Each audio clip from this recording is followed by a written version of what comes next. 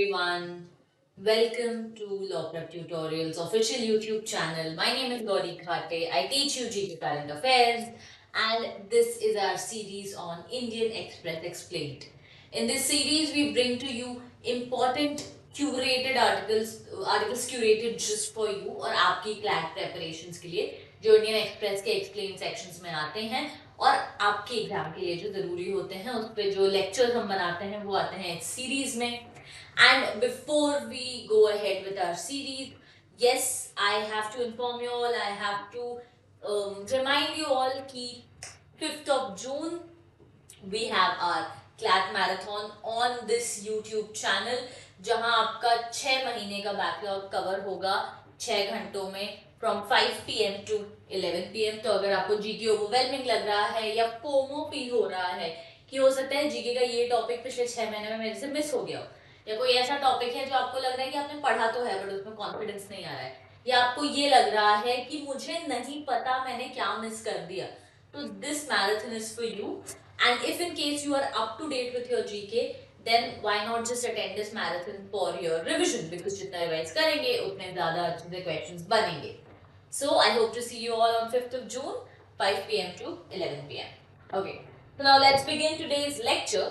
आज का lecture है India's oil shock could have been much worse but for China.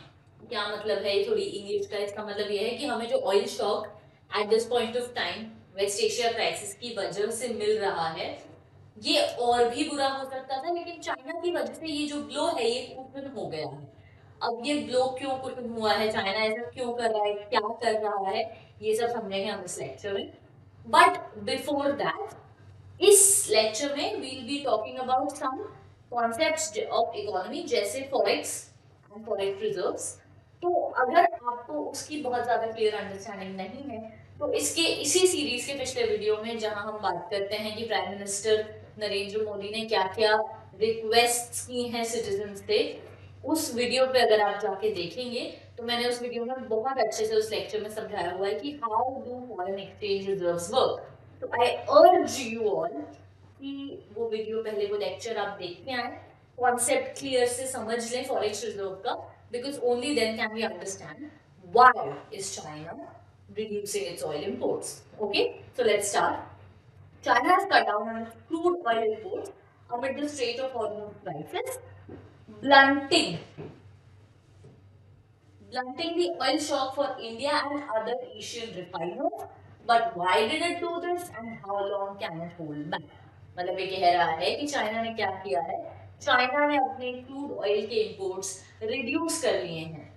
इसकी वजह से अब भाई चाइना ने अपना क्रूड ऑयल लेना कम किया, इसकी वजह से हमें क्या है ना, तो वो देखेंगे कि उसकी वजह से इंडिया और इंडिया जैसे अदर एशियन रिफाइनर, जैसे India is the second largest crude oil refiner in Asia, the continent, largest is China. तो हम देखते हैं कि चाइना के ये करने से हमें क्या फायदा हो रहा है. ओके, तो according to the article, West Asia का इम्पैक्ट, वेस्ट एशिया वॉर का इम्पैक्ट क्या है ऑयल के मार्केट पे, हम सब ये जानते हैं कि okay let's revise the geography. पहले दो वाटर बॉडीज को कनेक्ट करने वाली एक वाटर बॉडी जो दो लैंडमास को सेपरेट करती है उसे हम कहते हैं ट्रेड कहते हैं. किन दो वाटर बॉडीज की बात चल रही है यहाँ पे, गल्फ ऑफ ओमान और पर्शियन गल्फ की. पर्शियन गल्फ और गल्फ ऑफ ओमान को कौन कनेक्ट करता है, स्ट्रेट ऑफ हॉर्मूज. ये हो गया ज्योग्राफी का रिवीजन. पॉलिटी का रिवीजन फट से कर लेते हैं. वॉर चल रहा है ईरान और यूएसए के बीच, जिस बीच ईरान ने स्ट्रेट ऑफ हॉर्मूज को ब्लॉकेड करके रखा है. अब इस ब्लॉकेड की वजह से जो गल्फ कंट्री से ऑयल का सप्लाई हो रहा था ये रुक गया है. ये क्या सप्लाई था, देखिए, narrow water way between Iran and Oman normally accounts for 1/5. Eight this point of time आपको ये रट जाना चाहिए कि जो स्ट्रेट ऑफ हॉर्मूज के थ्रू ऑयल सप्लाई होता था वो 1/5 और 20% of the global energy supply में आता था. ग्लोबल एनर्जी ट्रेड का 1/5 या उसको परसेंटेज में कन्वर्ट करेंगे तो 20% आता था। और स्ट्रेट ऑफ हॉर्मुज से ये रिविजन है, आपको ये फैक्ट्स, ये दोनों फिगर्स 100% नींद में अगर मैं आपको जगाऊं कि सुनो सुनो बताओ मुझे कितने परसेंट एनर्जी ट्रेड होता था हॉर्मुज से, 20%। क्या फ्रैक्शन था? 1/5। ओके, ये याद रखना है हमें। उसके बाद क्या हुआ, इसमें से जो तेल आता था, क्रूड ऑयल निकलता था, उसका वास्ट मेजोरिटी एशियन कंट्रीज खरीदती थी, उसको रिफाइन करती थी, खुद यूज करती थी, और बचा कुचा जो है अपने एनर्जी प्रोडक्शन में, एनर्जी सिक्योरिटी में लगाती थी। The supply through the strait has now been reduced to a trickle. Reduced to a trickle. Trickle मतलब क्या होता है? एक बूंद बूंद बूंद करके जब पानी गिरता है या कोई भी लिक्विड या फ्लूइड गिरता है, उसको ट्रिकल कहते हैं। तो अब जो 1/5 या 20% था, अब it has been reduce to drop, कुछ भी नहीं बचा है। ठीक है, बहुत मुश्किल से वहां से कुछ क्रूड ऑयल आ पा रहा है। उसके बाद इससे पहले, इस कॉन्फ्लिक्ट से पहले इंडिया का 40 to 50% जो था क्रूड ऑयल, कहां से आता था? स्ट्रेट ऑफ हॉर्मुज से। 40 to 50% बहुत इंपॉर्टेंट फिगर है। इंडिया का 40 to 50% क्रूड ऑयल आता था स्ट्रेट ऑफ हॉर्मुज से। और इंडिया जो है वर्ल्ड का थर्ड लार्जेस्ट कंज्यूमर है क्रूड ऑयल का, और हमारी इंपोर्ट डिपेंडेंसी मोर देन 88% है। हमारी इंपोर्ट डिपेंडेंसी कितनी है? More than 88%। इसका मतलब हम सिर्फ 12% एनर्जी रिसोर्सेज अपने खुद के इन हाउस प्रोड्यूस कर पाते हैं। ओके, तो ये फिगर्स हमको याद रखने हैं। इंडिया पहले 40 to 50% स्ट्रेट ऑफ हॉर्मुज के सोर्सेज से ऑयल कंज्यूम करता था। India is the third largest consumer of crude oil. Why is India the third largest consumer of crude oil? भाई लार्जेस्ट पॉपुलेशन है, ठीक है, मोस्ट पॉपुलस कंट्री है, most populated country है वर्ल्ड की, उतना एनर्जी कंजम्पशन करेगी। और ये सब होने के साथ साथ एक इंडस्ट्रियलाइजिंग इकोनॉमी है, मतलब इंडस्ट्री में इन्वेस्ट कर रही है। इंडस्ट्री जब आप सेटअप करते हो बहुत ज्यादा एनर्जी लगती है, which is why India is the third largest consumer of crude oil. अब क्या हुआ, हम थोड़ा इसको नीचे समझते हैं। चलो,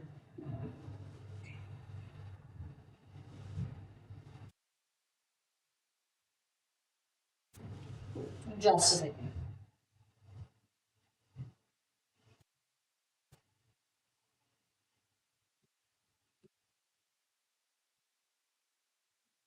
ऐसा समझते हैं। ऐसा मानो कि ये जो गोला है, ये पूरा सप्लाई है ग्लोबल ऑयल का। ये पूरा सप्लाई किस चीज का है? ग्लोबल ऑयल का सप्लाई है। अब हमने क्या देखा इसके, इसका 1/5 या इसका 20%, ये हो गया इसका हाफ, 50%, और ये 25%, तो अराउंड इतना इतना इतना कहां से आ रहा था? स्ट्रेट ऑफ हॉर्मुज से। ठीक है, इतना जो है अब नहीं आ रहा है, इतने पार्ट को हटा दो, इतने पार्ट को हम हटा देते हैं, लाल लाल कर देते हैं, क्योंकि अब ये नहीं आ रहा है।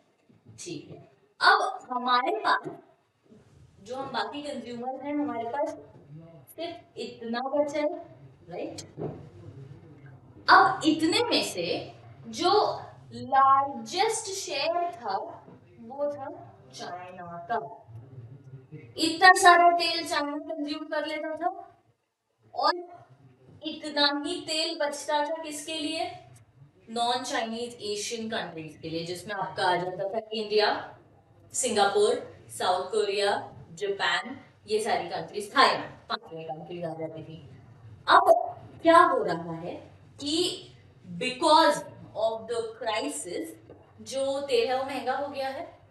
चाइना के पास जो है, अगर हम देखें तो चाइना के पास ह्यूज फॉरेक्स रिजर्व्स हैं, जिसका मतलब चाइना के पास खूब सारे डॉलर भरे हुए हैं। ये जो डॉलर हैं, ये चाइना की स्ट्रेटेजिक फॉरेक्स रिजर्व्स हैं। क्या मतलब है इनका? इसका मतलब ये है कि चाइना के पास जितनी ह्यूज डॉलर के रिजर्व्स हैं, उसके पास उतना पावर है अमेरिका के ऊपर। क्या मतलब है इसका? इसका मतलब ये कि चाइना जब चाहे इन डॉलर्स को डंप कर सकता है ग्लोबल मार्केट में, जिससे डॉलर की वैल्यू बहुत वॉलेटाइल हो जाएगी। अब चाइना को अपना ये स्ट्रेंथ बना के रखनी है, इसलिए वो चाह रहा है कि वो अपने डॉलर खर्च ना करे। और तेल खरीदने के लिए क्या लगता है? तेल खरीदने के लिए डॉलर डॉलर लगता है। तो अगर चाइना जो है इतना अपना कंजम्पशन रिड्यूस कर दे, तो जो एशियन इकोनॉमीज हैं जिनकी हमने बात की, इंडिया, थाईलैंड, सिंगापुर, उनके पास इतना आ जाएगा। समझ लो, चाइना अगर अपना कंजम्पशन कम करेगा क्रूड ऑयल का, तो यही हो रहा है यहाँ पे, एग्जैक्टली यही हो रहा है। ये जो चाइना के इंपोर्ट्स थे 6.6 मिलियन बैरल्स पर डे के, वो उसने रिड्यूस कर दिए हैं। यस, लोएस्ट सिंस 2016 है। और जो फ्री अप हुआ है, उतना उतना माल क्रूड ऑयल का, उतने बैरल्स जो चाइना नहीं खरीद रहा है, वो बढ़ गया है किसमें? सबसे ज्यादा इंडिया में। India 5.1 million barrels per day consume कर रहा है। साउथ कोरिया, जापान, थाईलैंड और सिंगापुर में। ठीक है, इसका मतलब ये पहले पहले हमें इतना मिल रहा था, अब हमें इतना मिल गया। तो चाइना ने कम किया है अपना क्रूड ऑयल कंजम्पशन, जिसकी वजह से फ्री अप हुआ है बहुत सारा स्टॉक्स, और हमें वो मिल रहा है। नहीं तो चाइना क्या करेगा? करता तो सब ले लेगा। चाइना ने क्यों किया है अपना और क्रूड ऑयल इंपोर्ट्स कम? लोएस्ट लेवल सिंस 2016, जिसकी वजह से फ्री अप हो गया है बहुत सारा सप्लाई। एशियन मार्केट के लिए हमने कौन सी कंट्रीज देखी, एक बार देख लो हम वापस। India, south Korea, Japan, Singapore और थाईलैंड। ओके, इनने जो रिफाइनरीज थी इनकी, उसमें भी, वो रिफाइनरीज ने भी अपना इंटेक कम किया है। अब क्या कर रहा है? It is drawing heavily from its onshore and strategic oil inventories, मतलब जो उसके पास ऑनशोर रिजर्व्स हैं और जो स्ट्रेटेजिक ऑयल इन्वेंट्री चाइना ने बिल्ड करके स्टोर करके रखा है जो पहले खरीद के, अब वो क्रूड ऑयल यूज कर रहा है इंस्टेड ऑफ बाइंग मोर। अब और नहीं खरीद रहा है। High global fuel prices combined with sluggish domestic economic activity. Globally बहुत ज्यादा फ्यूल प्राइसेस बढ़ गए हैं, इसलिए चाइना अपने फॉरेक्स रिजर्व्स बचाना चाहता है। और तो और चाइना को ये दिख रहा है कि अगर मैं फ्यूल ले भी लूंगा, मैं फ्यूल, मुझे फ्यूल क्यों चाहिए? मुझे एनर्जी के लिए फ्यूल चाहिए। एनर्जी से मुझे क्या करना है? एनर्जी से मुझे इकोनॉमी चलानी है। इकोनॉमिक एक्टिविटी वैसे ही स्लगिश, मतलब स्लो हो रही है, तो मैं क्या करता हूँ? ऑयल कंजम्पशन रिड्यूस कर देता हूँ। और फाइनली एक बहुत अच्छी चीज हो रही है इस सब में, एक स्ट्रक्चरल शिफ्ट हुआ है। किस चीज में स्ट्रक्चरल शिफ्ट हुआ है? एनर्जी कंजम्पशन और एनर्जी प्रोडक्शन के तरीकों में, जहां चाइना के अब रिन्यूएबल एनर्जी सोर्सेज, जिसको हम ग्रीन एनर्जी भी कह सकते हैं, जैसे विंड, सोलर, हाइड्रो पावर, इस पे अपनी डिपेंडेंसी शिफ्ट करने का स्ट्रक्चरल चेंज किया है। ये वही हमने चीजें डिस्कस की थी। चाइना का इंपोर्ट जो है कॉन्ट्रैक्ट हो गया है, और refining resilience south Korea, Japan and south east Asia, India, इनमें ये और सिक्योर कर पा रहे हैं क्रूड ऑयल। और ग्लोबल हेडविंड्स अवॉइडेड। क्या हो रहा था कि चांसेस थे और बड़े ग्लोबल क्राइसिस के, पर चाइना ने जब अपना कंजम्पशन रिड्यूस कर दिया, अपना डिमांड रिड्यूस कर दिया, तो वो अवॉइड हुआ है। और इन्वेंट्री का क्वेश्चन था चाइना के पास, मतलब चाइना ने खूब सारा क्रूड ऑयल सेव करके रखा था, इसलिए उसने अपनी डिमांड कम कर पाया। अब चाइना ये कब तक कंटिन्यू करेगा? Current pattern is expected to persist in the near term, मतलब अगले कुछ समय तक तो चाइना यही करने वाले हैं। As refiners continue to keep run rates low while staying on sidelines of the physical crude market. इसका मतलब चाइना के जो रिफाइनर्स हैं उन्होंने भी अपनी डिमांड कम की है, इंडिपेंडेंट रिफाइनर ने भी यही किया है, कट बैक किया है नया ऑयल खरीदने से और इसकी जगह शिफ्ट कर लिया है नॉन हॉर्मोन्स सोर्सेज। अब नॉन हॉर्मोन सोर्सेज क्या होते हैं? नॉन हॉर्मोन सोर्सेज वो सोर्सेज होते हैं, वो जगह जहां से बिना स्टेट ऑफ हॉर्मोन्स के पास किए हम ऑयल ला सकते हैं। तो नॉन हॉर्मोन सोर्सेज बहुत इंपॉर्टेंट, हम एक हो गया हमारा नॉर्थ सी, जहां से 4 टाइप के क्रूड ऑयल्स निकलते हैं और ब्रेंट क्रूड एक उसमें से ऑयल है। अटलांटिक बेसिन और एक थोड़ा सुंदर लिखते हैं, अच्छे से लिखते हैं, नॉर्थ सी, अटलांटिक बेसिन, रशिया, वेनेजुएला और वेस्ट अफ्रीका।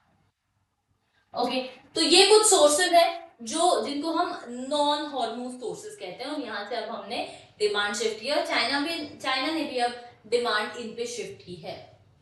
तो ऐसा हम मान रहे हैं कि नियर फ्यूचर में चाइना जो है नहीं अपना कंजम्पशन वापस बढ़ाने वाला है, कम ही रखेगा क्रूड ऑयल का कंजम्पशन। हमारे लिए बहुत अच्छी बात है, क्यों? क्योंकि जितना ऑयल चाइना खरीद रहा है था ग्लोबल मार्केट से, अगर वो वापस खरीदना शुरू कर देगा तो एक शॉर्टेज आ जाएगा एशियन इकोनॉमीज के लिए, जैसे इंडिया के लिए। और अगर ये शॉर्टेज आया तो बहुत ज्यादा प्रॉब्लम की बात हो सकती है। तो I think we can conclude by remembering Napoleon Bonaparte, जिन्होंने कहा था कि let China sleep for when she wakes she will shake the world. मतलब अभी चाइना कम डिमांड कर रहा है ना, ठीक है उसको करने दो, लेट चाइना बी। अगर उसने अपनी डिमांड बढ़ा ली तो हमारे लिए प्रॉब्लम की बात हो सकती है। तो आई होप आप समझ गए हैं कि चाइना ने स्ट्रेटेजिकली अपनी क्रूड ऑयल की डिमांड्स क्यों कम की हैं, और साथ ही साथ चाइना ने अपने डोमेस्टिक स्ट्रेटेजिक रिजर्व्स और ऑनशोर रिजर्व्स पे क्यों टैप करने का डिसीजन लिया है। आई होप आप लोगों को समझ में आ गया ये कॉन्सेप्ट चाइना जो कर रहा है और क्यों कर रहा है। और अगर आपके कोई डाउट्स हैं तो please feel free to put them in the comment section. Thank you.